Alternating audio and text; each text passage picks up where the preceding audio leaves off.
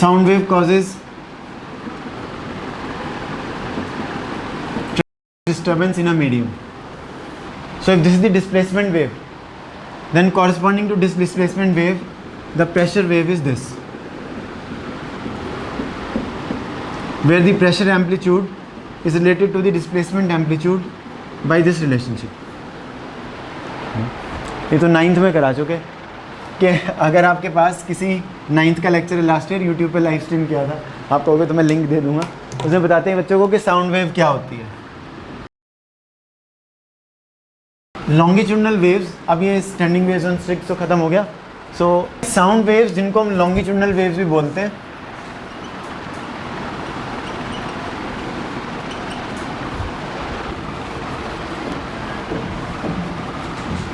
ऐसे आप डेंसिटी की भी इक्वेशन लिख सकते हो. हमने डिस्प्लेसमेंट और प्रेशर की लिखी है ना, आप डेंसिटी की भी इक्वेशन लिख सकते हो. जय श्री राम. थोड़ा सा इक्वेशन लिख के प्रूव करना पड़ेगा, ठीक है.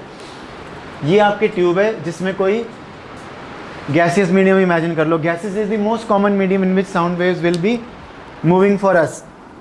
वैसे तो साउंड वेव सॉलिड्स में भी मूव कर सकती हैं, लिक्विड्स में भी करती हैं, but generally we have to study in gases. Undisturbed state में कुछ गैस के पार्टिकल्स यहाँ थे, कुछ गैस के पार्टिकल्स यहाँ पर होंगे. इसको कितना मान लें, अभी कोई वेव नहीं है इसमें. इस कॉलम की पोजीशन है x relative to the source. Source को x एक्सिस का ओरिजिन मान लो, सोर्स को x एक्सिस का ओरिजिन मान लो. x axis, we have to set up the axis to measure position coordinate. इसको आप x प्लस dx मान लो. Now when a sound wave starts coming from here and starts passing through this medium, किसी भी arbitrary time पर ये disturb होगा कि नहीं? Will it be disturbed along the x axis और नॉट? किसी भी आर्बिट्री टाइम पे अगर हम बात करें तो ये अपनी मेन पोजीशन से कुछ डिस्टेंस आगे तक डिस्टर्ब हो सकता है, लेट अस से बाय द अमाउंट s. उसी टाइम पर ये भी अपनी मेन पोजीशन से डिस्टर्ब हो सकता है. कितना बेटे? अगर सेम ही s डिस्टर्ब होगा फिर तो है ना, ये पूरा का पूरा एलिमेंट ही आगे जा रहा है और फिर वेव नहीं आएगी ना. वो वेव ये आपको बता रहा है कि एक टाइम पर अलग अलग पोजीशंस के ऊपर displacement is different. It follows the sine formula, ठीक है. तो इसकी जो डिस्टर्बेंस आएगी it will be somewhat else, s प्लस ds, समथिंग एल्स. अब ये वाला जो वॉल्यूम एलिमेंट था, सपोज इसका जो क्रॉस सेक्शनल एरिया ट्यूब का उसको हम स्मॉल a से दिखाते हैं, ठीक है.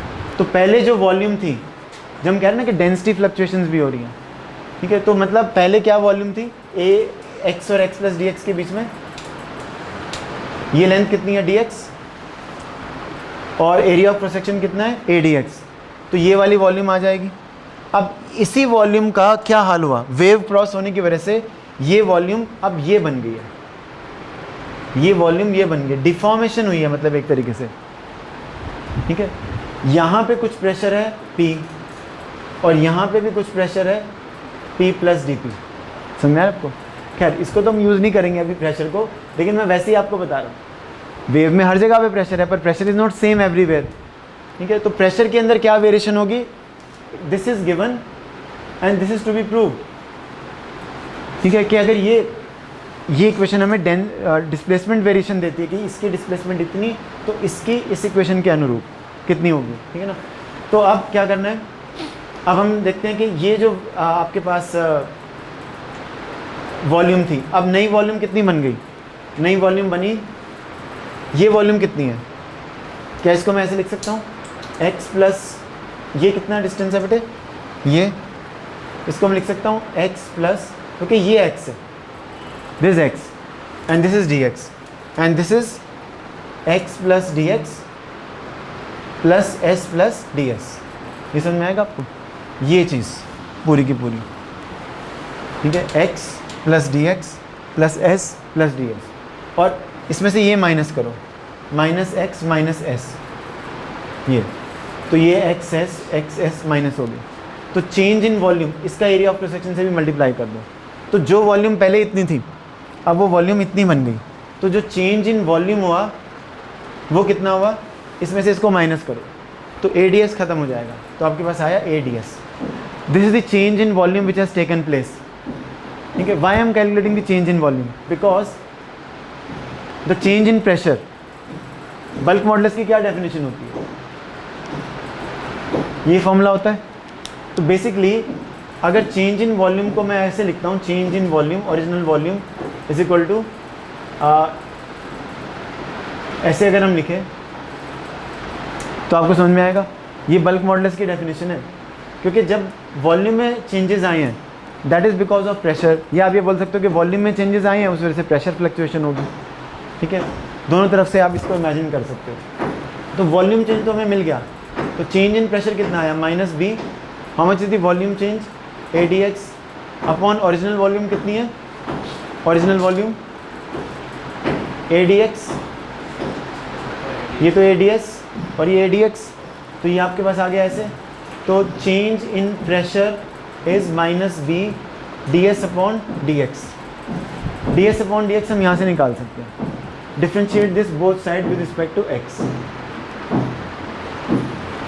तो Sm is a constant, maximum displacement amplitude, इसका derivative with respect to x, obviously partial derivative लेना है। ठीक है, तो क्या आएगा, टाइम को तो कांस्टेंट मानते हुए sin omega t minus x by v, और यहाँ पे omega by v minus sine के साथ आ जाएगा। अब ये ds बाई डी एक्स की वैल्यू इसमें पुट कर दें तो माइनस साइन न्यूट्रलाइज हो जाएगा, तो dp की वैल्यू कितनी आ जाएगी, Sm omega v sine omega t minus, sine का कॉस हो जाएगा कि नहीं, जब डी बाई डी एक्स लोगे तो साइन का कॉस हो गया, तो हमने इसको कॉस कर दिया, cos of omega t minus x by we. ये समझ में आएगा बेटा, ये पता चला ना क्या किया है, Sm तो कांस्टेंट है वो बाहर चला गया, d by d x of sine का कॉस हो गया, और फिर minus omega by v x के साथ है, तो ओमेगा बाई वी को हमने पहले लिख दिया और माइनस साइन भी लिख दिया।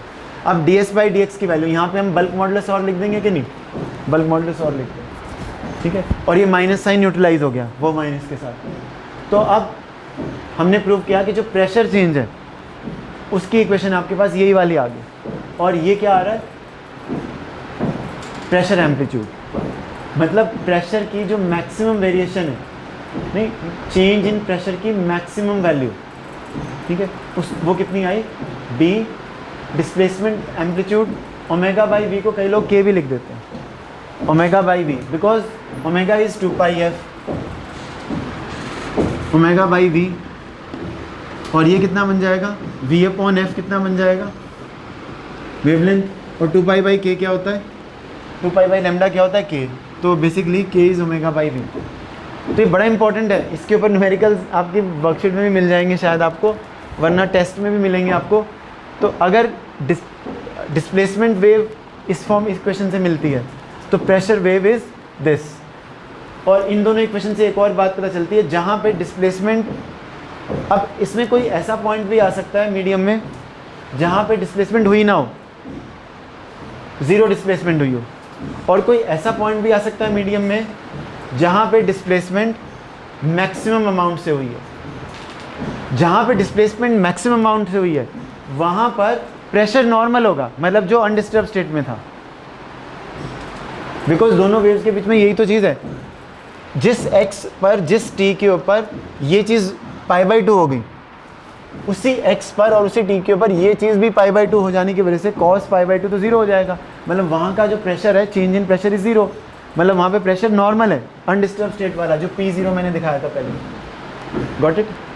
तो मतलब where the displacement is taking place by the maximum amount, at that point in the medium there is no pressure variation observe, so there is a phase lag of π/2, आप ये बोल सकते हैं।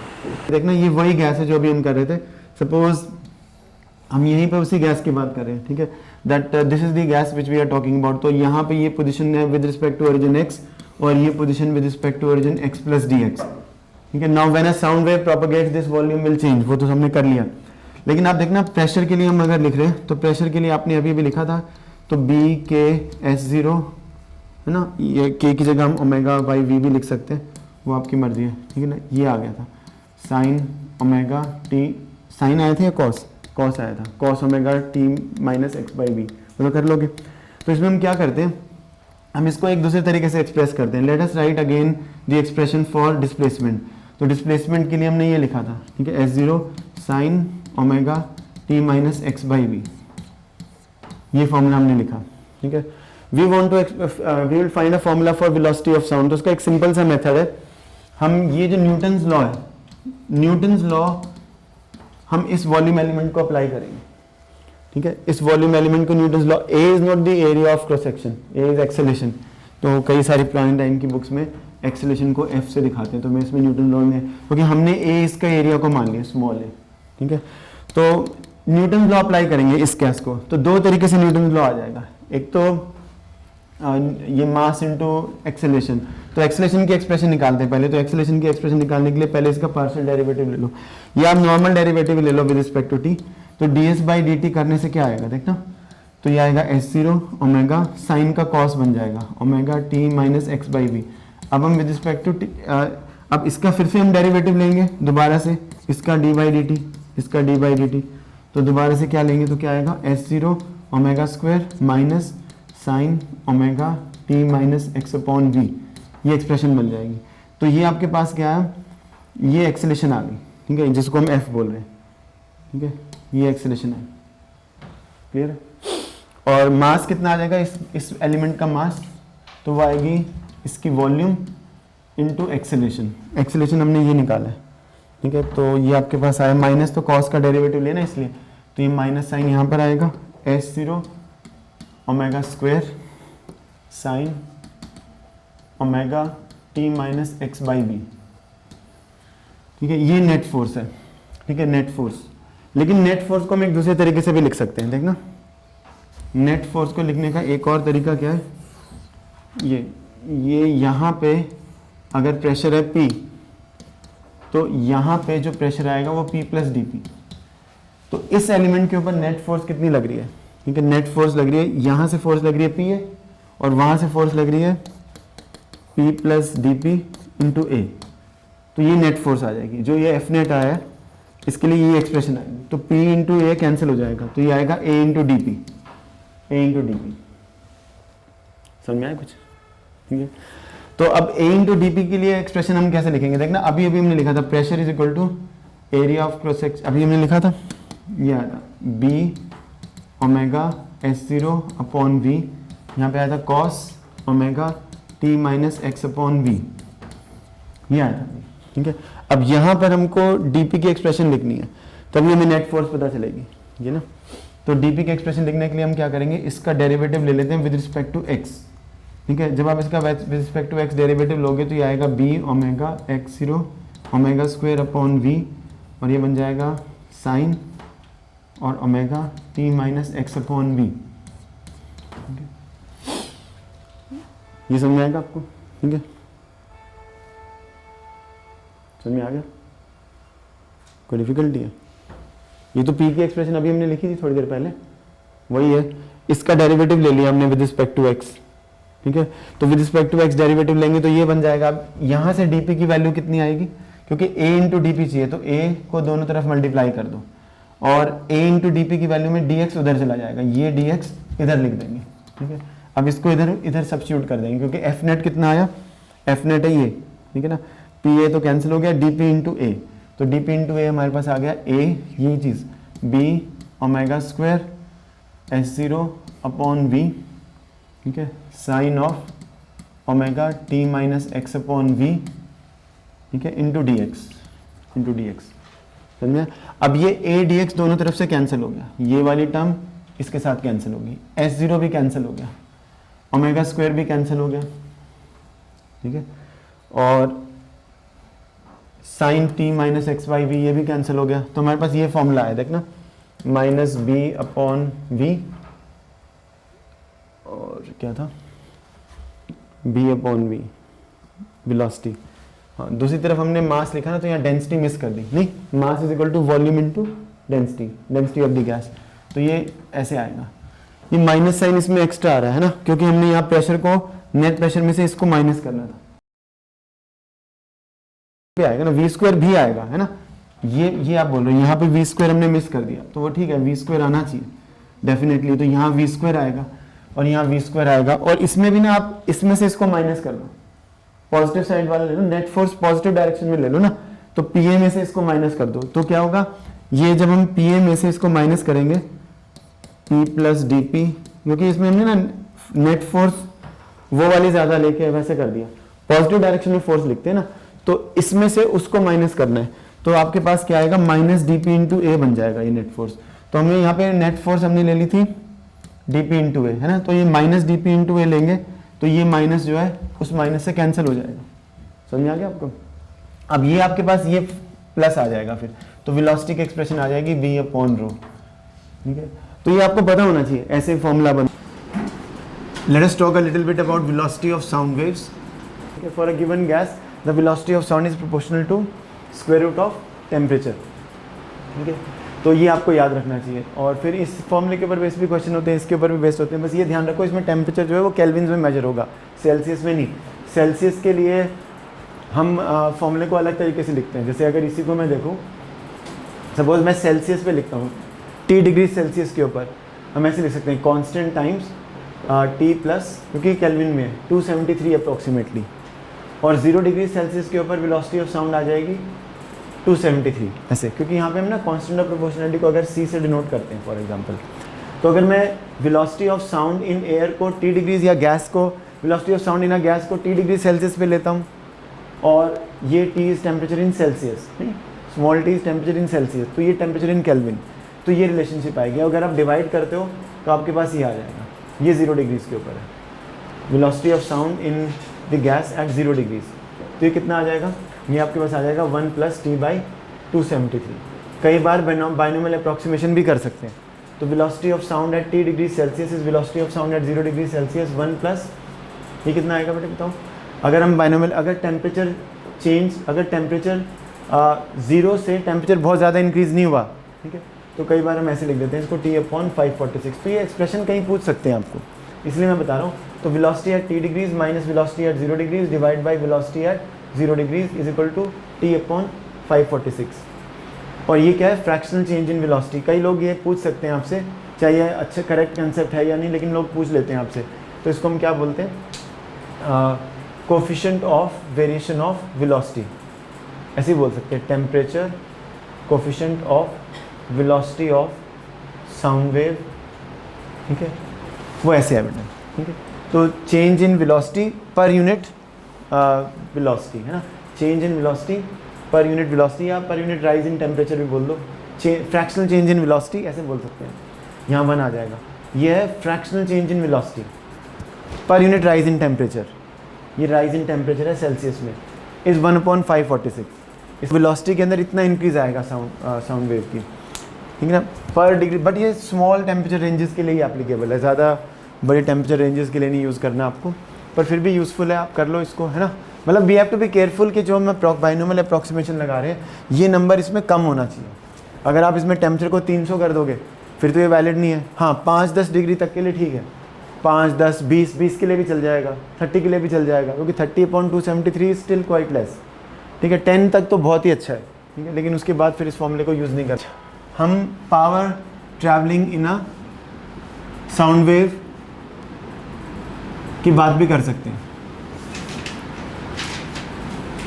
तो वही चीज़ है बेटे जो हमने कल की थी। Suppose you imagine a tube is like some may be metallic container जिसमें कोई साउंड वेव प्रोपेगेट कर रही है, ये उसकी क्रॉस सेक्शन है। सपोज इसका क्रॉस सेक्शन एरिया ट्यूब का ए है, ठीक है, एंड सपोज इसके अंदर कोई गैस इनक्लोज्ड है, उसमें साउंड वेव मूव कर रही है, तो जब तक कोई वेव ही नहीं है तब तक हम क्या करेंगे, as long as there is no wave, as long as there is no wave, हम इन पार्टिकल्स को स्टिल मान लेते हैं, इनकी रैंडम मोशन को भूल जाओ, let us forget the random motion for the time being and assume them to be still. Now when a sound wave is moving in this medium then you will have compressions and rarefactions, ठीक है। मतलब ये जो हमने columns बनाए हैं इनका ऐसे ऐसे मोशन होना शुरू हो जाएगा, ठीक है। उसकी वजह से कोई वॉल्यूम कंप्रेस होगी, कोई वॉल्यूम एक्सपैंड करेगी, तो there will be pressure and density variations in the medium, and then you will say that a longitudinal wave is moving along the let's say x axis के long wave move कर रही है, हम यही कहेंगे। अब पावर ट्रांसपोर्टेड का concept क्या है, तो पावर ट्रांसपोर्टेड के लिए सपोज मैं कहता हूँ कि ये कोई भी क्रॉस सेक्शन है यहाँ पर, ठीक है। अब पार का फॉर्मूला आपको पता होना चाहिए। इस क्रॉस सेक्शन के ऊपर देखो क्या है कि यहाँ से कुछ प्रेशर एक्ट कर रहा होगा, नहीं, यहाँ से कुछ प्रेशर एक्ट कर रहा होगा, मतलब यहाँ पे अगर आप एक वॉल्यूम बना देते हो ऐसे, ठीक है। तो अगर मैं इस क्रॉस सेक्शन के ऊपर इमेजिन करूँ कि कौन सा प्रेशर इस पर एक्ट कर रहा है, ऑब्वियसली जो गैस का प्रेशर है। तो गैस का प्रेशर अगर मैं देखो इसमें कैपिटल पी हम पार के लिए यूज़ कर लेते हैं और स्मॉल पी प्रेशर के लिए।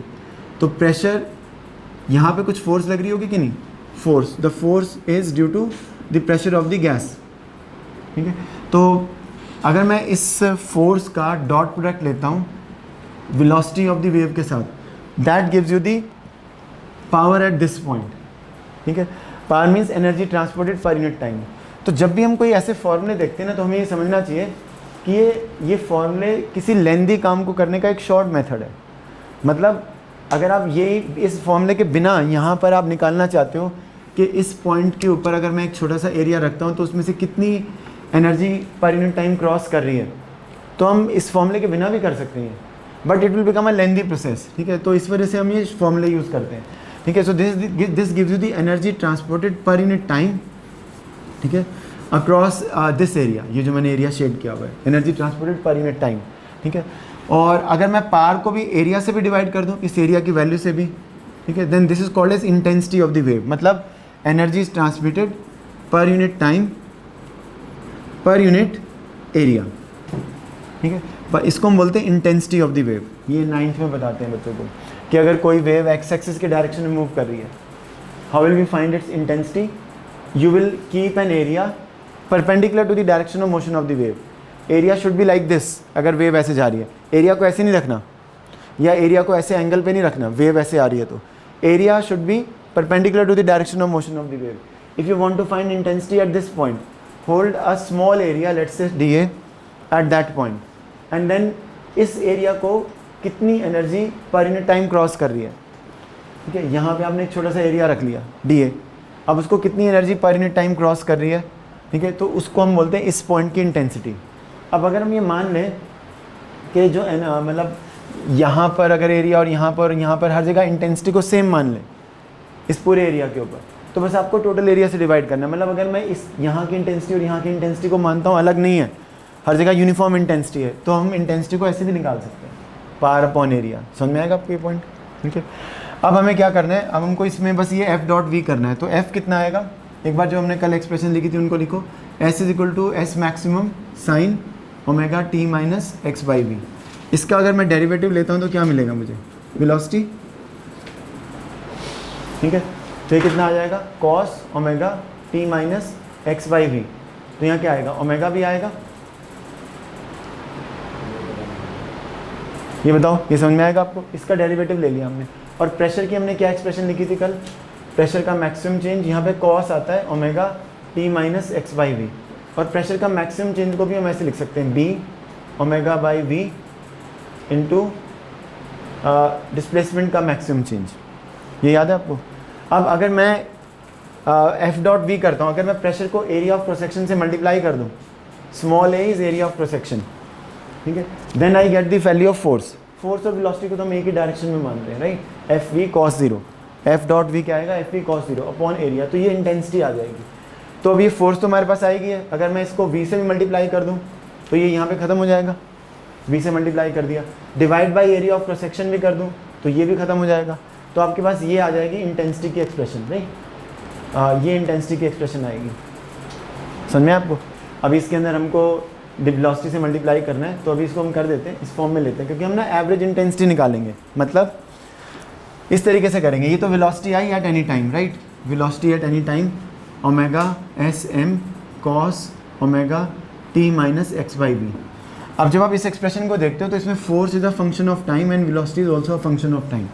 तो इंस्टेंटेनियस वैल्यू ऑफ इंटेंसिटी निकालने के बजाय नॉर्मली क्या किया जाता है, हम एवरेज इंटेंसिटी यूज़ करते हैं। एवरेज इंटेंसिटी मतलब इस टाइम पे कितना इंस्टेंट, किसी भी एक मोमेंट ऑफ टाइम पे what is the rate of energy transfer, वो वैल्यू नहीं यूज़फुल होती प्रैक्टिकली, बिकॉज वो तो कभी जीरो भी आ सकती है। अगर एक पर्टिकुलर टाइम पे यहाँ पे इंटेंसिटी जीरो आ गई, that does not mean energy is not travelling, ठीक है। थोड़ी देर के बाद नॉन जीरो हो जाएगी। तो एवरेज इंटेंसिटी निकालनी जाती है, ठीक है ना। तो एवरेज इंटेंसिटी निकालने के लिए ये वेलोसिटी की एक्सप्रेशन है, इसको हम किससे मल्टीप्लाई करेंगे, फोर्स क्या है, प्रेशर इंटू एरिया, तो प्रेशर इनटू एरिया से आप ऐसे लिख दोगे नहीं, तो ये प्रेशर एट एनी टाइम, ये वेलोसिटी एट एनी टाइम। तो प्रेशर की एक्सप्रेशन क्या है? प्रेशर की एक्सप्रेशन जो हमने कल निकाली थी इंस्टेंटेनियस, उसमें आपके पास आ रहा है प्रेशर का एम्पलीट्यूड कितना होगा, bulk modulus into omega by v into S M, ये याद है आपको। और यहाँ पे कॉस आता है, cos omega T minus x by v, तो ये दोनों कॉस आ गए। अब आप इन दोनों को पी और वी को मल्टीप्लाई करते हो दोनों को, तो हमारे पास क्या एक्सप्रेशन आएगा देखना। तो ये डेरिवेशन इतनी इंपॉर्टेंट नहीं है, अभी इसमें एवरेज नहीं निकाली, ये तो इंस्टेंटेनियस है, ठीक है। एवरेज तो भी निकालेंगे, इसको पूरी एक साइकिल के ऊपर इंटीग्रेट करके एवरेज निकाली जाएगी। तो इन दोनों को अगर आप मल्टीप्लाई करते हो तो क्या बन रहा है बेटे बताओ। ये आपके पास आएगा ओमेगा का स्क्वायर, बी आ जाएगा, एस एम का भी स्क्वायर आ जाएगा, और यहाँ पे वेलोसिटी भी आ जाएगी, और ये कॉस स्क्वायर हो जाएगा, right. Cos square omega T minus x by we, ये आपके पास instantaneous value of intensity of the wave है। अगर हम इसको पूरी साइकिल के ऊपर इंटीग्रेट करते हैं, ये तो कांस्टेंट है, तो 0 से कैपिटल टी, देखो कैपिटल टी इसका टाइम पीरियड है, ठीक है ना, इस वेव का टाइम पीरियड कैपिटल टी होता है 2 पाई बाई ओमेगा, क्योंकि इसमें इसके साथ क्या आ रहा है, ओमेगा बाई वी तो क्या होता है, तो इसका टाइम पीरियड है कैप 2 पाई बाई ओमेगा, ठीक है। तो अगर मैं इसको पूरे टाइम पीरियड पे इंटीग्रेट करता हूँ, ठीक है, with respect to t d t, यहाँ पर भी आएगा, डी टी से मल्टीप्लाई करना है बोथ साइड। और अभी ये एवरेज वैल्यू नहीं आई है, क्यों नहीं आई? एवरेज वैल्यू तब आएगी जब यहाँ पे मैं t माइनस 0 से डिवाइड करूँगा, समझे आपको, 0 से t 1/t, that gives you the average intensity. ये तो अब आकर आपको एवरेज वैल्यू ऑफ फंक्शन याद नहीं है तो फिर आप फंस जाओगे, ठीक है। एवरेज इंटेंसिटी निकाल रहे हैं हम, ये इंस्टेंटेनियस इंटेंसिटी आएगी इन दोनों को मल्टीप्लाई करके, इन दोनों को यहाँ रख दो तो इंस्टेंटेनियस इंटेंसिटी आएगी, और पूरी साइकिल पे एवरेज निकाल रहे हैं हम। तो अब ये कैलकुलेशन करनी है। अब ये आपको अगर एवरेज उस दिन आपने निकाली थी आपको पता चल जाने का ये 1/2 आएगा, क्योंकि इसको हम ऐसे लिख देंगे 1 plus cos 2 omega T minus x by v, cos square इस पूरे की वैल्यू इतनी आ रही है, इतनी है। अब इसकी तो इंटीग्रेशन अगर आप करोगे 0 से t तक तो 0 आएगी, सिर्फ ये 1/2 बचेगा जो कि आपका बचेगा। तो अब आपके पास इंटीग्रेशन अगर हम ये कैरी आउट करें, तो मैं करके नहीं दिखा रहा, अलग से आप लोगों को कर लेना है, तो यहाँ पे आएगा t/2, ये t कैंसिल हो जाएगा, ठीक है। तो एवरेज वैल्यू आपके पास आ जाएगी b omega square S M square upon 2, और यहाँ पे एक v का फैक्टर भी आ जाएगा। अब यहाँ पे हम सब्स्टिट्यूट करते हैं omega into S M into b upon v, ये फॉर्मूला हमने कल किया था। अब इसमें से ओमेगा इंटू एस एम की वैल्यू कितनी आ रही है, ओमेगा इंटू एस एम की वैल्यू आ रही है P M into v upon b, ये आ रही है। अब ये इसमें डाल दो तो एवरेज वेलोसिटी, एवरेज इंटेंसिटी आ जाएगी आपके पास P M square V square upon B square, और ये 2, ये सबसे इजी फॉर्म है इसकी जो अब हम कर रहे हैं। तो P M square into v upon 2b, ये सबसे इजी फॉर्म है इसकी, इसको ले लेना चाहिए हमें, इस फॉर्म में आप याद कर सकते हो। तो आप एक चीज़ ऑब्जर्व करो दोनों ही केस में, दोनों केस का मतलब है ट्रांसवर्स वेव और लॉन्गिट्यूडनल दोनों वेव्स के लिए ऑब्जर्व करो ये चीज़। मैं बात कर रहा हूँ बेटा इसकी कि ये जो इंटेंसिटी है, ये जो इंटेंसिटी है यहाँ पर, कल भी मैंने आपको बताया था, जो एवरेज इंटेंसिटी है साउंड वेव के लिए, it is proportional to the amplitude of the pressure squared. और ट्रांसवर्स वेव के लिए भी हमने यही लिखा था, ट्रांसवर्स वेव की भी जो पावर ट्रांसमिटेड या इंटेंसिटी आ रही थी, it was proportional to the square of the amplitude of the wave. तो मतलब ये एक इंपॉर्टेंट रिजल्ट है जो हम बिना और कभी डिराइव किए कहीं पे भी कोई दूसरी वेव्स आएंगी उनके लिए यूज़ करेंगे कि intensity of the wave is proportional to the square of the amplitude. इसको बार बार यूज़ किया जाएगा न्यूमेरिकल्स में, तो तब आपको कंफ्यूज नहीं होना, ठीक है। ये कहाँ से आया, एक क्या होती है velocity is √b upon rho, ये हमने अलग से डिराइव किया था। तो यहाँ से अगर हम वैल्यू सब्स्टिट्यूट कर दें तो b की वैल्यू ρv स्क्वायर आ जाएगी। तो p इसको अगर हम b को ρv स्क्वायर कर देंगे तो यहाँ पे ये 2 टाइम्स रो इंटू वी आ जाएगा, ये इंटेंसिटी आ जाएगी, इंटेंसिटी ऑफ द वेव। तो इसको याद रख सकते हैं, ठीक है। प्रेशर एम्पलीट्यूड मतलब चेंज इन प्रेशर की मैक्सिमम वैल्यू, उसका square divide by twice the average density, मतलब equilibrium value of density on an average in the medium into velocity of the wave. ये फॉर्मूला है इंटेंसिटी का। So this gives us the idea about intensity of the sound wave. अब वो इसमें भी आप देखो intensity is proportional to the square of the amplitude, ये रिजल्ट आगे जाके बहुत यूज होता है लाइट के इंटरफेरेंस में यूज, आपने पढ़ा था कि intensity is proportional to square of the amplitude. इस रिजल्ट को यूज करते हैं हर वेव के लिए। इंटेंसिटी उस वेव की, किसी वेव की इंटेंसिटी, मतलब अगर आपके पास दो वेव्स हैं, ठीक है, दो वेव्स हैं, तो ज्यादा एनर्जी कौन सी, otherwise these waves are absolutely same, only their amplitude differs. Suppose इसका एम्पलीट्यूड है स्मॉल है और इसका एम्पलीट्यूड है 3 है, तो ये वेव कितनी एनर्जी ट्रांसपोर्ट कर रही है? 9 टाइम्स ज्यादा, because intensity is proportional to the square of the amplitude. ये तो मैंने ये भी नहीं बताया ये साउंड वेव है या वेव ऑन अ स्ट्रिंग है, बट दोनों के लिए एप्लीकेबल है, दोनों के लिए एप्लीकेबल है। ये intensity is proportional to the square of the amplitude. Sound waves के केस में क्या होगा, अगर किसी साउंड वेव की इंटेंसिटी ज्यादा है, मैं पहले बता चुका हूं आपको, तो वो आवाज आपको ज्यादा तेज सुनेगी, you will be able to hear that sound louder. और अगर आपके पास लाइट वेव में किसी लाइट वेव की इंटेंसिटी ज्यादा है, तो then you see that is a brighter kind of a light, मतलब वो ज्यादा रोशनी दिखेगी आपको, it is bright, more bright, intense beam. Intense beam means lot of light can be seen in that, lot of brightness is there. तो आप लोगों ने स्मॉलर क्लासेस में सुना है there is something called as sound level, नहीं? अब अगर एग्जाम्पलर वगैरह की बुक पढ़ते ना, उसमें कुछ क्वेश्चंस दिए हुए हैं इसके, और मेंस में देखो बता नहीं सकते, क्योंकि मेंस और आईआईटी एडवांस में क्या होता है, वो कंसेप्ट को क्वेश्चन में डिफाइन करके उसी पे क्वेश्चन पूछ लेते हैं। तो in that sense there syllabus becomes very large, because उसमें कुछ ये नहीं कि सिलेबस में है कि नहीं, उन्होंने 3 लाइन में डिफाइन किया कंसेप्ट और क्वेश्चन पूछ लिया, और वो बिल्कुल सिंपल होता है, मैथमेटिकल, ठीक है क्वेश्चन। तो देखो साउंड लेवल क्या है, साउंड लेवल को बीटा से पढ़ते हैं ना, डेसिबल लेवल। तो ये जो बेल्स हैं और डेसिबल है, ठीक है, deci means 1/10 of a bel, right, and bel means 10 time decibel, ठीक है, तो वो तो इजी है। तो लेकिन अदरवाइज ये आपको मालूम है, ये साउंड लेवल मेजर करती है। कोई आवाज अगर ज्यादा तेज है तो उसके ज्यादा डेसिबल लेवल आएगा उसका, मतलब sound level will be higher. So I will just tell you how to calculate the sound level of any sound. वो तो क्लियर है, अगर साउंड वेव का एम्पलीट्यूड ज्यादा है तो उसकी इंटेंसिटी ज्यादा आएगी, वो ज्यादा एनर्जी कैरी कर रही है, वो ज्यादा तेज सुनेगी, और वो आपको मालूम है बहुत ज्यादा डेसिबल लेवल है 120 से ज्यादा, तो वो तो बहुत डेंजरस भी होता है, mental and means your year drums can be means damage, ठीक है। तो साउंड लेवल मेजर करने के लिए ये इक्वेशन यूज होती है, देखना बेटा। तो उसमें क्या करते हैं कि suppose let us sometimes it is said barely heard sound, barely Audible, मतलब जो जस्ट सुन रही है आपको, जो भी साउंड है, ठीक है। तो बेरली ऑडिबल साउंड की इंटेंसिटी को रेफरेंस लेवल मानते हैं, मतलब इसको रेफरेंस लेवल लिया जाता है कि ये साउंड बहुत कम इंटेंसिटी है, इसको मानते हैं कि this barely audible to human beings if their ears are not damage. एक रेफरेंस लेवल कहीं पे लेना है तो इसको रेफरेंस मानते हैं, और इसके डेसिबल लेवल को 0 मान लिया जाता है। और फिर कोई और साउंड है जिसकी इंटेंसिटी में भी सपोज इससे 100 टाइम ज्यादा इंटेंसिटी है किसी की, ठीक है, या कुछ नहीं भी इंटेंसिटी है, सपोज कोई भी साउंड वेव है उसकी इंटेंसिटी ये है, तो अब इसके कितने डेसिबल लेवल बनेंगे, how many decibel level for this. अगर कोई साउंड की energy carried by the wave per unit area per unit time, है ना, energy joules per second per unit area, यही होगा ना, जूल्स पर सेकंड पर मीटर स्क्वायर, तो इसकी कितनी डेसिबल लेवल बनेगी। तो उसके लिए ये इक्वेशन यूज होती है, ये इक्वेशन यहाँ पे लिखते हैं 10, एक लोगैरिथमिक स्केल यूज करते हैं, log टू द बेस 10, और जिस इंटेंसिटी की आपको डेसिबल लेवल कैलकुलेट करना है डिवाइड बाय जिस इंटेंसिटी को रेफरेंस लेवल मानते हैं और उसकी इंटेंसिटी को कितना मानते हैं, 0। अब आप देखो इसमें अगर हम I को I0 ले लेंगे तो बीटा 0 आ जाएगा कि नहीं। I को I0 लो तो log of 1 आ जाएगा, log of 1 तो 0 होता है।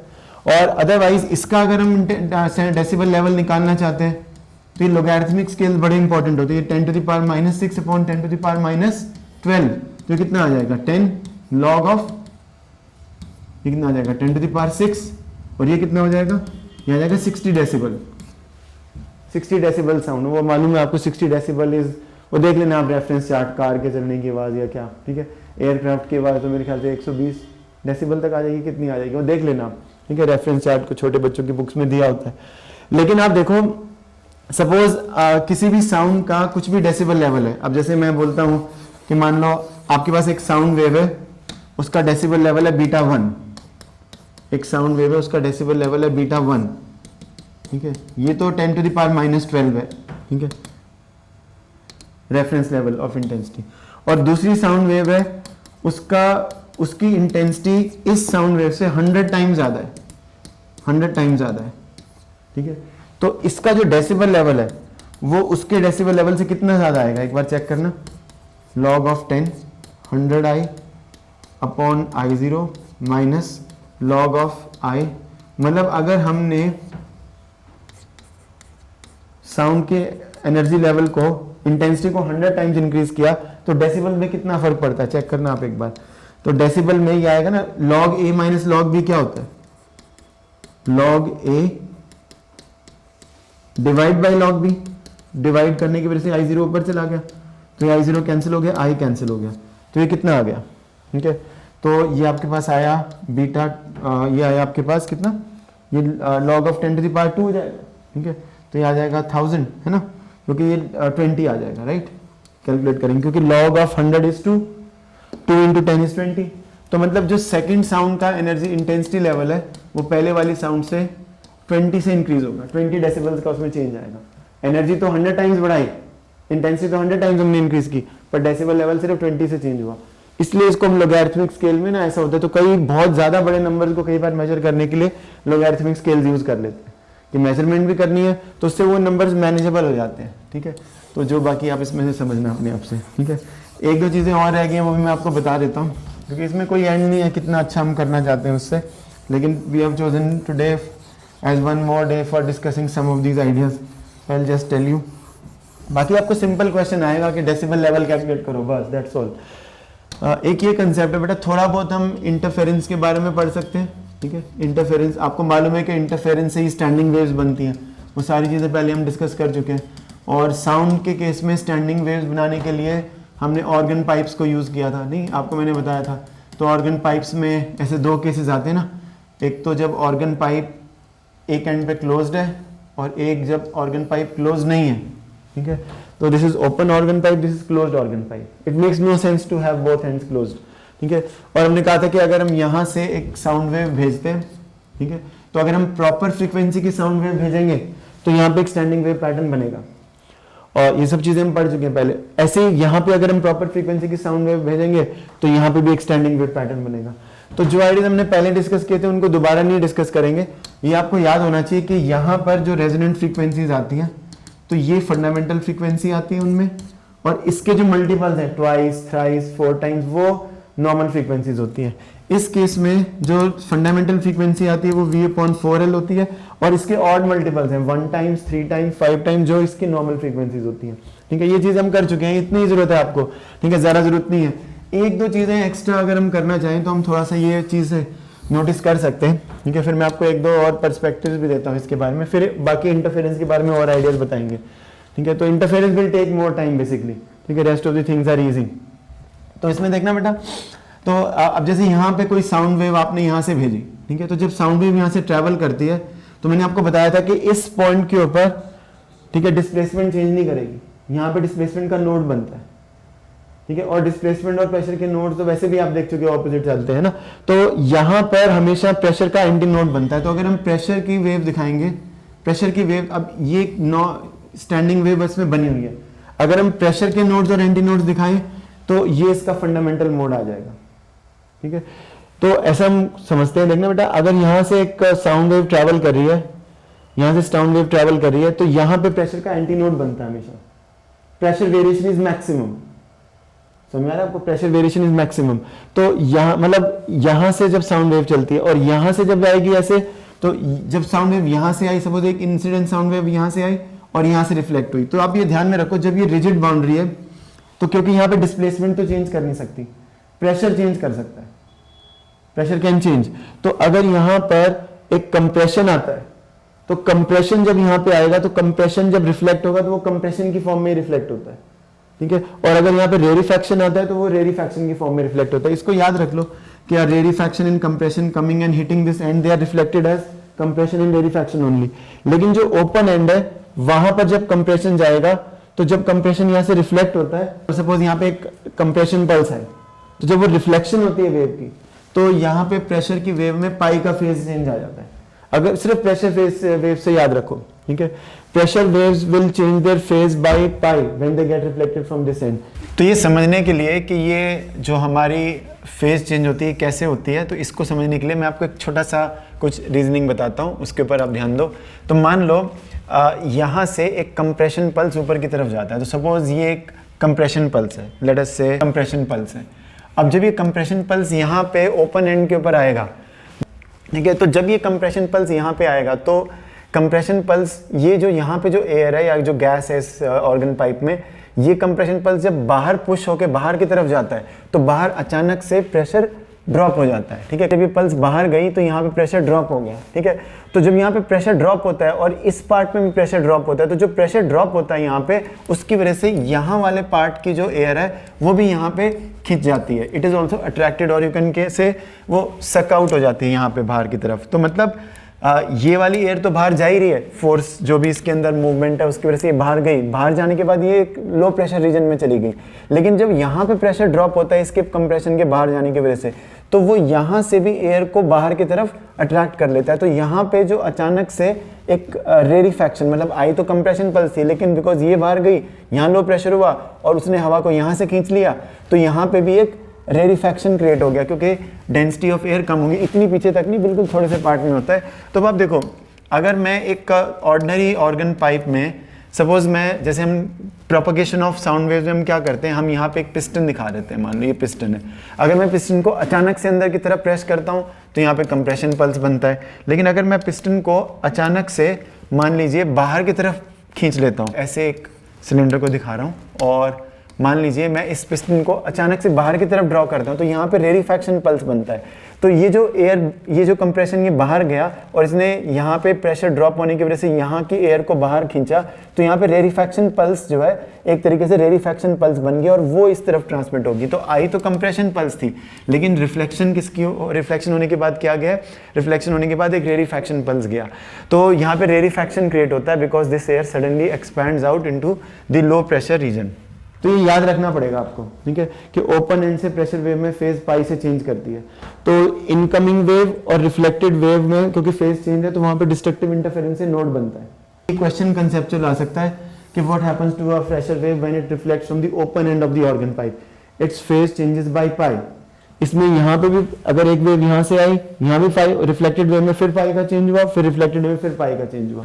तो ये याद रखना चाहिए आपको समझना चाहिए। अभी एक पॉइंट, बड़ा इंटरेस्टिंग पॉइंट है, ठीक है। आप अगर इसकी कुछ हेडिंग लिखना चाहें तो यहाँ पे हम एक एंड करेक्शन का पॉइंट बताना चाहते हैं, ठीक है, एंड करेक्शन। तो इफ़ यू रिमेंबर, हमने एक न्यूमेरिकल भी किया था, एक प्रॉब्लम भी की थी, ठीक है। तो मैं आपको एग्जैक्टली बताता हूँ कौन सी प्रॉब्लम हमने की थी। तो let me just show you the problem, ठीक है, which we had done earlier. So this was the question which we had dealt with, ठीक है। तो ये देखिए आप, ये जो क्वेश्चन है ये हमने किया था। तो इस क्वेश्चन को हम एक बार दोबारा से रिविजिट करेंगे, ठीक है। लेकिन ये देख रहे हैं आपको, जिसमें 3 लेंस दी हुई हैं, ठीक है। तो एक बार हम इसको भी, क्वेश्चन को दोबारा से डिस्कस करेंगे। लेकिन पहले मैं आपको एक इंटरेस्टिंग चीज़ बताता हूँ जो कि हमारे को, जिसके ऊपर क्वेश्चन भी आ सकता है। तो सपोज़ ये आपके पास कोई भी एक लेट से ऑर्गन पाइप ही ले लो इसमें, ठीक है। तो ऑर्गन पाइप में अगर मैं ट्यूनिंग फोक से रेजोनेंस करके यहाँ पे एक स्टैंडिंग वेव पैटर्न बनाता हूँ, कोई भी स्टैंडिंग वेव पैटर्न बनता है सपोज यहाँ पे, तो अगर मैं प्रेशर का स्टैंडिंग वेव पैटर्न मैं फंडामेंटल मोड में ही बना देता हूँ इस तरीके से। तो अब जो इंटरेस्टिंग चीज़ ये है कि हमने यहाँ पे कैसे कंडीशन लिखी थी, हमने लिखा था जब हम स्टैंडिंग वेव की कंडीशन लिख रहे थे कि इसमें length of the organ pipe जो कि यहाँ से यहाँ तक की है, दैट इज इक्वल टू λ/4, और फिर उसी से हम आगे, है ना, स्पीड अपॉन फंडामेंटल फ्रीक्वेंसी करके ऐसे कुछ एक्सप्रेशन हम इसमें लिखते हैं, ठीक है। तो ये आपको याद होगा। लेकिन अब इसमें जो समझने वाली बात क्या है, वो इंटरेस्टिंग चीज़ क्या है कि ये जो यहाँ पे प्रेशर का नोड हम यहाँ दिखा रहे हैं, ठीक है, और यहाँ पे प्रेशर का नोड दिखाने की वजह से हम इस λ/4 वेवलेंथ को, यानी कि λ/4 को हम L के इक्वल पुट कर रहे हैं। तो एक्चुअली इन ट्रुथ जो नोड बनता है, ठीक है, ये एक प्रैक्टिकल फैक्ट है कि नोड एग्जैक्टली यहाँ नहीं बनेगा, एंड जहाँ पे ये ओपन एंड है, ठीक है। तो जो नोड बनेगा वो यहाँ पे कहीं ऊपर, यहाँ थोड़ा सा ऊपर बाहर, हल्का सा बाहर की तरफ बनता है। तो ये डिस्टेंस को अगर मैं अभी x दिखा दूँ, ठीक है, तो इस x को हम एंड करेक्शन बोलते हैं। कहने का मतलब क्या है कि जो नोड बनते हैं जब स्टैंडिंग वेव्स बनती हैं, तो जो नोड्स बनते हैं वो नोड्स एग्जैक्टली यहाँ पे नहीं होंगे एंड के ऊपर, एंड से थोड़ा बाहर की तरफ, ठीक है। और ये जो डिस्टेंस है x, ये जो x की वैल्यू है ये अराउंड रफली हम ये बोलते हैं, अगर d इस पाइप का डायमीटर है तो 0.3 टाइम्स d, ये जो डिस्टेंस होता है ये रफली 0.3 d होता है। तो ये एक इंटरेस्टिंग पॉइंट है कि ये जो आपका नोड बना ये एग्जैक्टली यहाँ ना बन के थोड़ा सा बाहर की तरफ बनता है। अब इससे आप कहेंगे कि ये सारे फॉर्मूले अफेक्ट हो जाएंगे, जैसे कि अगर हमको इसी फॉर्मूले में लिखना है तो हमें ऐसे कुछ लिखना चाहिए, ठीक है। तो कई सारी सिंपल कैलकुलेशन में तो हम x को इग्नोर कर देते हैं और 0 मान लेते हैं, ठीक है। जैसे इस फॉर्मूले को हम अगर ऐसे लिखें तो ये ज़्यादा अप्रोप्रिएट होगा, where d is the diameter of the pipe, ये अप्रॉक्सीमेटली इतना ही याद रख लेना आप।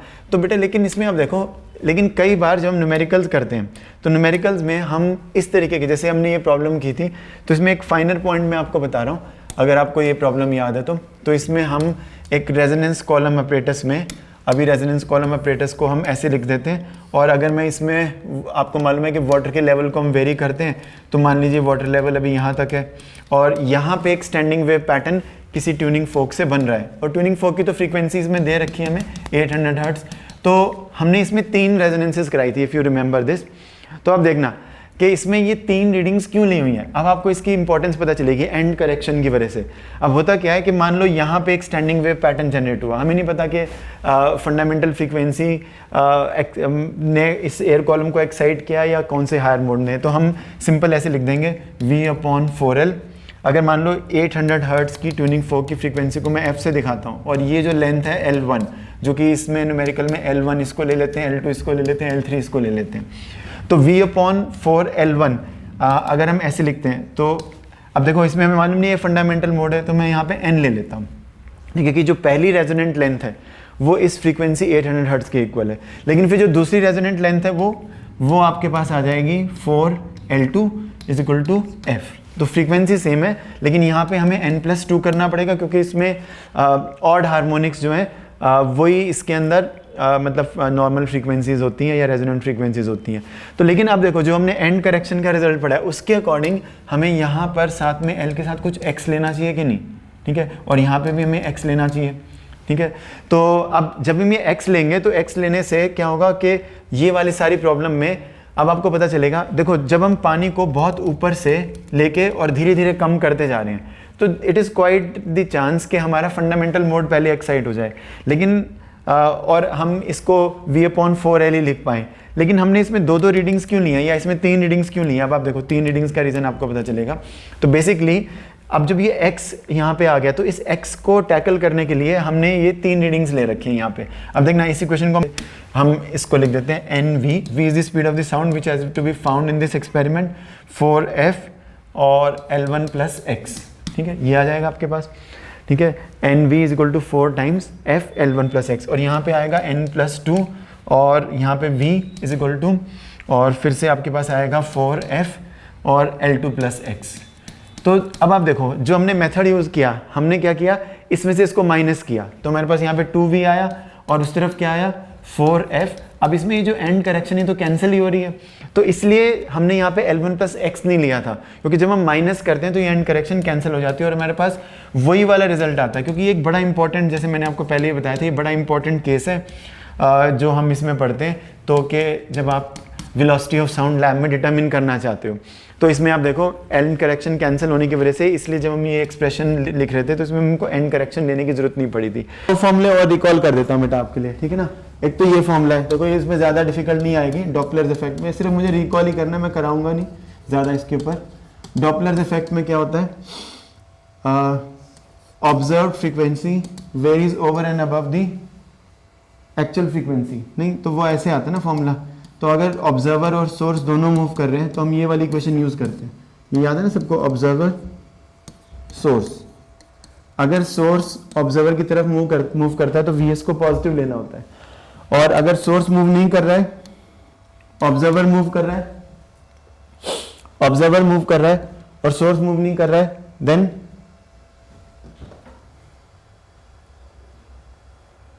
अगर ऑब्जर्वर सोर्स की तरफ मूव कर रहा है तो VO को पॉजिटिव लेना होता है, अगर ऑब्जर्वर सोर्स से मूव कर रहा है तो VO को नेगेटिव लेना होता है। ये तो याद है, ये तो हमने कर लिया, इसमें कुछ ज़्यादा मुश्किल नहीं है, इसके सिंपल प्रॉब्लम्स भी कर ली थी। अभी एक थोड़ी सी अलग टाइप की प्रॉब्लम मैं आपको करा देता हूँ। एक वैसे एक डॉपलर इफेक्ट में this apparent variation of frequency, Doppler effect में एक पार्ट है वेरिएशन ऑफ वेवलेंथ, जो हमने नहीं किया पहले। अभी भी मैं प्रूफ नहीं करा रहा हूँ आपको, ठीक है, थोड़ा बोरिंग लगेगा आपको, तो मैं वैसे ही करा देता हूँ। तो लाइक अगर सोर्स और ऑब्जर्वर यहाँ पर है, तो सोर्स और ऑब्जर्वर में suppose observer moves and source is stationary, तो जो एमिटेड वेवलेंथ है अगर वो इतनी है तो ऑब्जर्व वेवलेंथ कितनी होगी, सेम, ठीक है। अगर ऑब्जर्वर मूव करता है, सोर्स रेस्ट के ऊपर है, suppose source is at rest, but the observer moves relative to the medium with a velocity with any speed. तो observed wavelength and emitted wavelength, जो इसने wavelength emit की lambda, वो सेम है, ठीक है. ये डायग्राम थोड़ा मिसलीडिंग है ना. यहां से वेव निकल रही है, इधर जा रही है, ये तो वेव वेलोसिटी है v. Observer moves in this direction, source velocity 0. Observed wavelength is same as emitted wavelength. But what happens when source also moves? ठीक है, but observer is at rest. ठीक है, then जो observed wavelength आएगी, it is not the same as emitted wavelength. तो ये आ जाएगा speed of the sound in the medium, speed of the source, speed of the sound.